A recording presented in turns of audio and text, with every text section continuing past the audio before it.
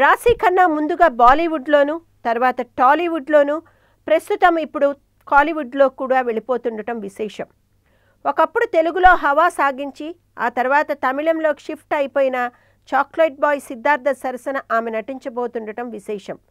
సైతాన్ కా బచ్చా అనే తమాషా టైటిల్తో ఒక వెరైటీ సినిమా చేయబోతున్నాడు సిద్ధార్థ.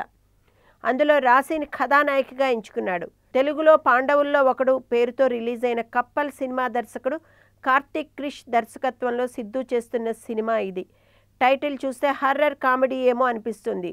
అయితే ఇదొక నాన్ స్టాప్ ఎంటర్టైనర్ అంటున్నాడు సిద్ధు. తెలుగు నుంచి తమిళంలోకి వెళ్ళాక వరుస హిట్లు అందుకున్న సిద్ధు ఆ తర్వాత కావ్య తలేవన్, జిల్ జంగ్ జక్ లాంటి ఫ్లాప్లు ఎదుర్కొన్నాడు. వీటి తర్వాత బాగా గ్యాప్ తీసుకున్న సిద్ధు ఇప్పుడు వరుసగా సినిమాలు కమిట్ అవుతున్నాడు. బిచ్చగాడు సినిమాతో తమిళ్ తెలుగు ప్రేక్షకులను ఆకట్టుకున్న శశి దర్శకత్వంతోనూ ఒక సినిమా చేయబోతున్న సిద్ధు మలయాళంలో స్టార్ హీరో దిలీప్తో కలిసి ఒక మల్టీ స్టారర్ చేయబోతున్నాడు.